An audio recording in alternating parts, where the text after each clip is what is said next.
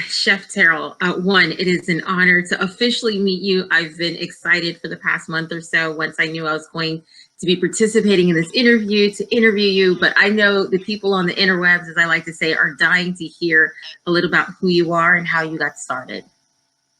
Yeah, for sure. I got started 7 years old in my grandmother's kitchen. First thing I learned how to make was scrambled eggs. And so it went vastly from making scrambled eggs to pancakes and then to French toast and then eventually moving on to cakes and all of these various different things. And so one thing that I picked up on was like, hey, like we've used eggs for virtually everything that you taught me, so far. And so she explained to me how multi-purposeful eggs can be. And so I said, wow, like if I can do this with eggs, imagine what I can do with, anything, broccoli, carrots, whatever. Um, and so that's really when my culinary mind started, turning. And so I just started, uh, manifesting a lot of these different things. And it got to a point to where I was, 10, 11 years old. And I would go to sleep, I would have a dream, and it would be about this dish that I was going to create the next day. Um, and so that's really when I, understood that I had a hobby for cooking. And then at some point, probably around 17, 18 years old, when it's, that time where you're transforming from being a young person to an adult, and you have to make a decision as to what you want to do with your life. And I said, man, I would really love to cook. Um, Honestly, didn't think I had the talent, and it was more so self doubt than anything. Um, but I actually went for it and just said, hey, if I fail, it's just a failure. You know what I mean? Um, and so went for it and turned out to be pretty good at my craft, and just decided to really hone in on it and to keep working hard, and it's led up to this point. Well, that is wonderful to hear. I'm thinking of the pizza rolls and burnt burritos that I made at 7 and 8 years old, and maybe a grilled cheese and a bologna sandwich, but definitely not at the level that you are at. I know we have a video queued up. Do you want to share with the audience what we're getting ready to watch? A little bit about the dish that um you're making in that video? yeah, for sure. So this was me going back to one of the chapters in the book. I won't say exactly which chapter it is because I actually want people to go and read the book. um but this describes one of the chapters that kind of took a lot of self perseverance, if you will, and just really a lot of fortification on my end in terms of training and learning, and just having a will to succeed and to learn more. Definitely. Well, I believe that video is ready and waiting to be shown. Yes, we're going to get that video. Tell us about the dish that you're making on the Yeah. video. So the dish that I was making was actually just very, very basic, typical sushi, but it was for my very, very first omakase tasting that I was doing. For those that aren't familiar with omakase tasting, um, it means up to you, chef, in a Japanese term. So you'll see people, if you go to like a Japanese restaurant, you might see something like a omakase tasting for sushi, something like that. It's, five, six, 8 courses, something like that. And it's just these amazing courses, fish that's come in the same day, and it's awesome. Anyway, um, so rainbow trout was a fish that I used for one of my omakase tastings, and I got so many rave reviews about the texture of the fish, the flavor, the way that it was prepared, um, the precision in the cutting and stuff like that. Not even knowing that someone that I looked up to in the culinary industry was there and critiquing every single bite, and I got his approval. So at the time, that really meant a lot to me, and so that's something that I kind of wanted to go back to. Sounds good. We're going to queue up that video right now. Let's do it.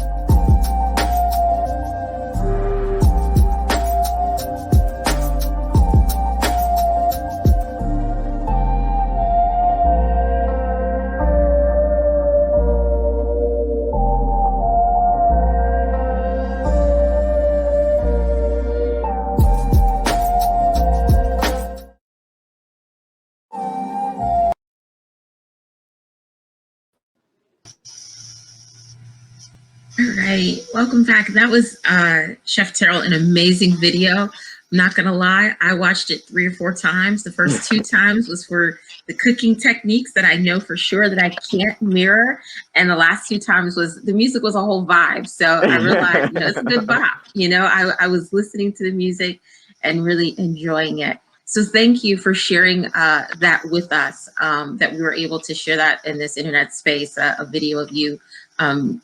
Cooking a dish, making a dish. Now, I know that I have perused your site. I am getting my copy of Awesome. the love Thank languages, you. yes, of food. I am looking forward to it. I didn't realize it was a pre-order, and I kept clicking, trying to figure out why I couldn't get it as quickly as possible. But I have a few questions that I want to ask you, and the audience may have some as well. I know you spoke to, I believe it was your grandmother, and the influence that she had as far as cooking and eggs. And do you want to dig a little bit deeper for a minute or two about like what inspired you additionally to continue to cook, and maybe also what do you want diners to walk away with after enjoying your food? To answer your second question, what I want them to walk away with, you kind of said it. I want them to have enjoyment, and that's really where it begins. Everything else is simply a bonus. Them being able to appreciate the textures and the flavors and the composition of each and every single dish that I put out. Um, is amazing, but most importantly, I want them to enjoy themselves and to enjoy the experience. Yes. Listening to you speak about your dishes, there's joy on your face For as you sure. talk about it, and it makes me want to get in the kitchen. I'm not going to, but I am inspired to at least turn on at least one burner once a week There to you make go. sure that the stove still works. Um, and one question a good friend of mine put forward because she was just dying to hear from you on it is if you could cook for and sit to eat with any 3 people, whether they're dead or alive, who would those people be and why? um, Barack Obama, um, Kobe Bryant, and my father. Um, and I speak a little bit about the relationship between me and my father in my book. My father passed away in January 14th of 2016. Um, One of the hardest days of my life and one of the hardest experiences that I'll ever deal with.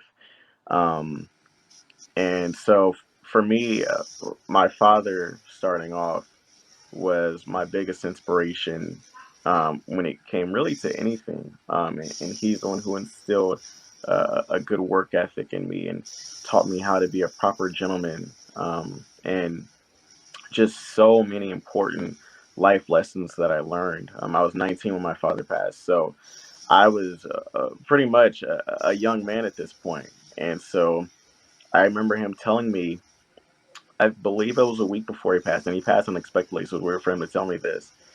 Basically saying like I've left you like with plenty of life lessons to survive and to make it through life successfully. Um, wasn't ready for that, and wasn't anticipating this. Again, he died unexpectedly. And so when my father first passed is when I really started taking cooking seriously. What I had taken it seriously before then, but my skills hadn't caught up to the passion.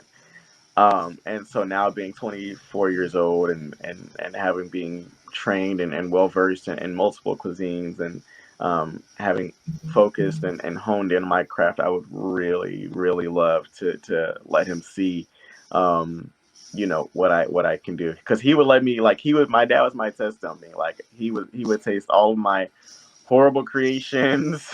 Some of them were good. Um, and he took it like a That's champ love. all the time. He took it like a champ. But he would still give me criticism. It was still stern criticism. Um, my dad was 6'4", so he didn't care about the words that came out of his mouth. It was gonna be stern and it was gonna be direct and honest. Um, second person would be Kobe Bryant, and reason being, another person who I just try to emulate, in a multitude of facets. Didn't really work as much as I wanted it to on a basketball court, but that's okay.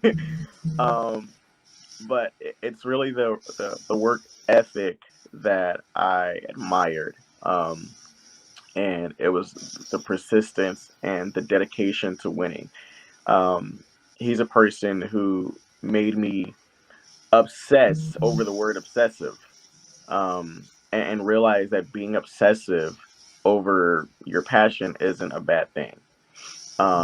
And so I really focused in on that. And then uh, his diversity, being able to speak. I think when I did my research, like I was Kobe's number one fan. Like I know there's a lot of people that say I was Kobe's real number one fan. Still am.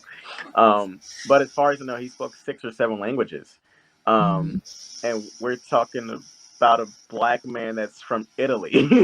You know what I mean? It's like not a typical person at all. And so I think I really enjoyed that level of diversity, that he had about himself, and it's something that I also tried to add to my Rolodex, and just various different things that you can learn and that you can educate yourself on. And again, being diverse, something else, something as well that my dad taught. um, Last person, Barack Obama. I mean, besides the obvious reason. um, but another man that I look up to, um, and just the story is amazing. So my both of my parents, they are from South Side of Chicago, as well as their families. So there's that Chi-Town love, um, and just I think that's something that I would really appreciate, just cooking for a person of his stature, and just because like he seems down to earth. Like there's certain people who might have, um, you know this amazing profile or whatever. They could be the richest person in the world or whatever. But I wouldn't want to cook for them just because they don't seem down to earth. Um, and to understand my story and to understand, the reason I cook the type of food that I do, and the way that I do, you would have to be a down to earth person to understand it and appreciate it. Not saying you won't enjoy it, but to understand it and to appreciate it, you have to have been through something, and uh, had to had to have a down to earth mindset and personality to understand it. I hear that. I hear that. We actually do have a question from the comments, which I think slides in perfectly as you were speaking, Chef Terrell. And that's, what is your favorite simple meal to make? Um, my man, to make it, it's hard because I love to cook so many different things. Like it's weird saying it, but I love cooking more than I do eating. So, um, and when I cook, it's not always simple. But my favorite one of my favorite foods to make, simple food, is jambalaya.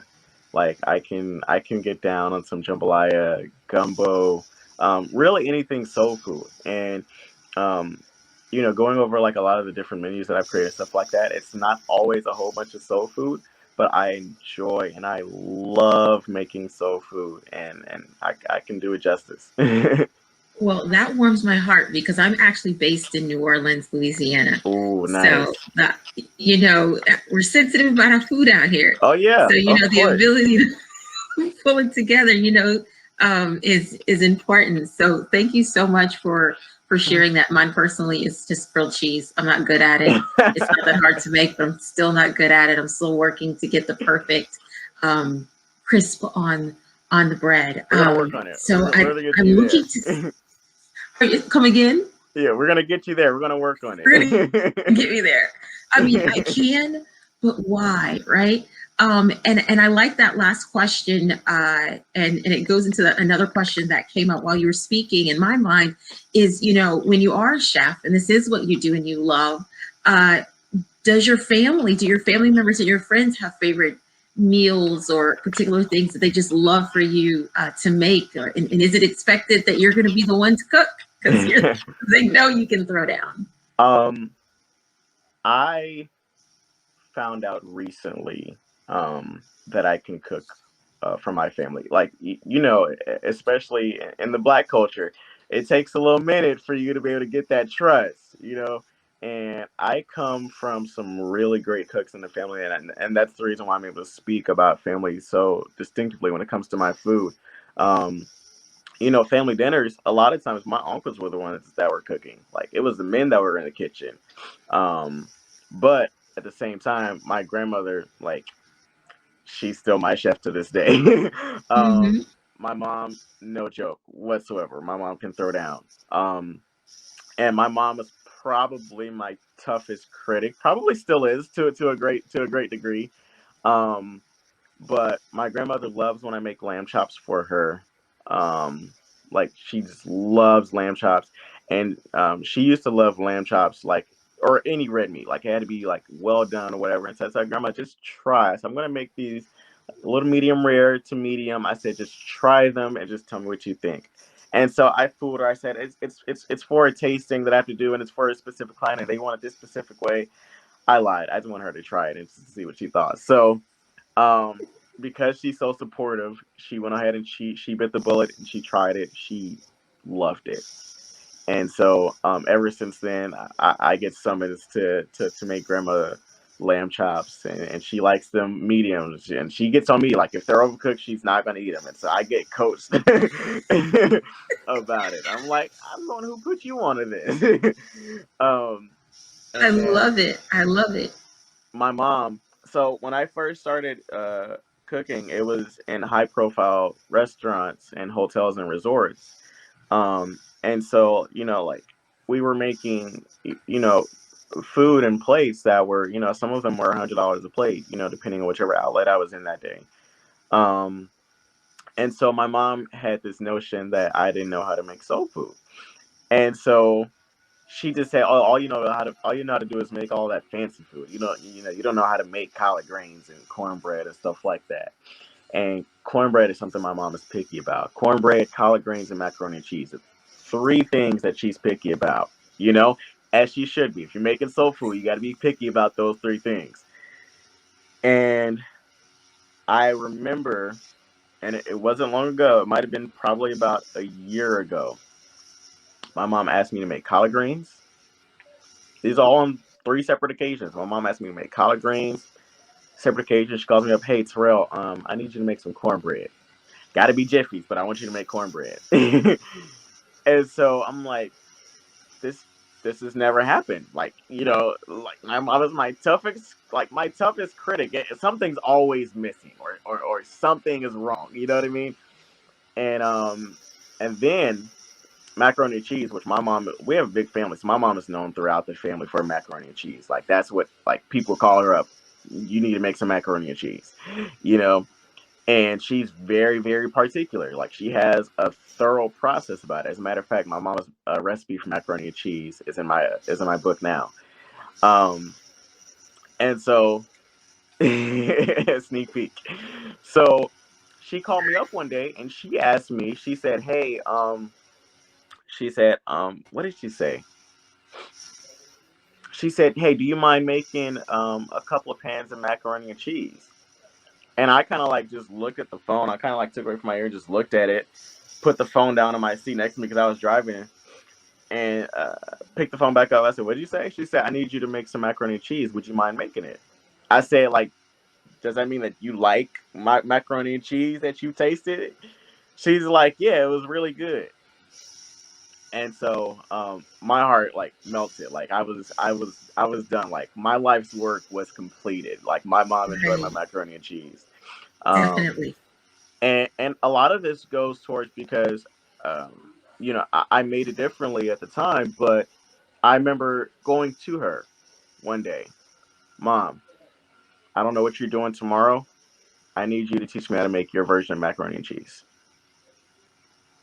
And this is after, like, I had started to become established. This is after I started to gain respect um amongst peers and other people who are in this in the industry and were well respected. This is after that. Um, and I like no pride whatsoever. Like when it comes to learning about food, I have zero pride about that. Like, you know.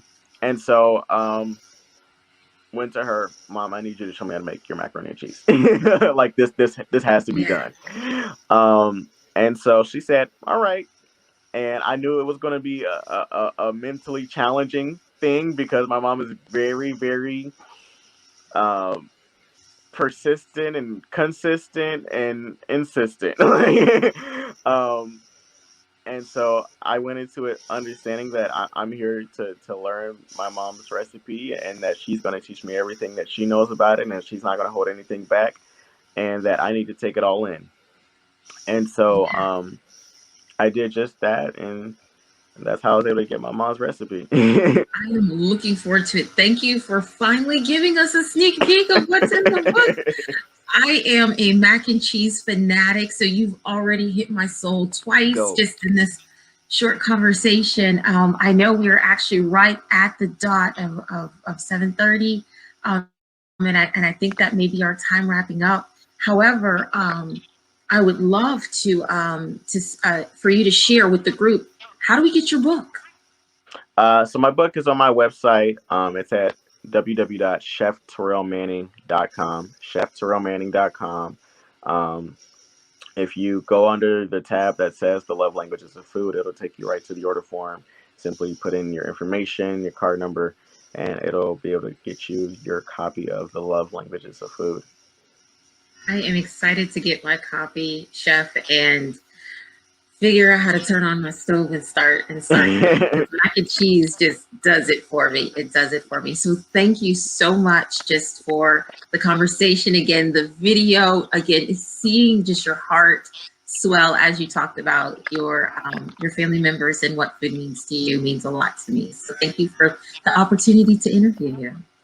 Absolutely. Thank you for interviewing me. And thank you guys for having me. Michelle, thank you for having me. I really do appreciate Thank you. And just to let everybody know, I've got my copy here. it. Hey. Hey, so thank you so much, Chef I've got Manning. mine too. And Don't worry. yeah, there you It's go. always close by. And we want everybody to go out and buy this cookbook. Okay, buy this cookbook. I am, it's the real deal. And to hear you talk about gumbo when we're just, we're down here in New Orleans, you gotta come with it. You gotta come Oh, our way and get some gumbo, but it's gotta be right. It's gotta be right. So oh yeah, for sure. There's a whole story about how I learned how to make New Orleans style food. You guys should go check it out. It's in the book. oh yeah, definitely we'll do that. Thank you so much, Diane. Great interview. Thank you, Chef Manning. And we will definitely go out and purchase your book to support you. And we just hope that you have a great day. Thank you both. Absolutely. See you both. Thank you. Bye bye.